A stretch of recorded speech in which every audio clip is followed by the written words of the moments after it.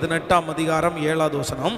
அந்த ஸ்திரீகள் ஆடி பாடுகையில் சவுல் கொன்றது 1000, தாவீது கொன்றது 10,000 என்று முறை முறையாய் பாடினார்கள்.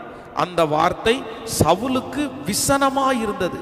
அவன் மிகுந்த எரிச்சல் அடைந்து தாவீதுக்கு 10,000 எனக்கோ 1000 கொடுத்தார்கள், இன்னும் ராஜாங்கம் மாத்திரம் அவனுக்கு குறைவாயிருக்கிறது என்று சொல்லி அந்நாள் முதற்கொண்டு சவுல் தாவீதை காய்மகாரமாய் பார்த்தான்.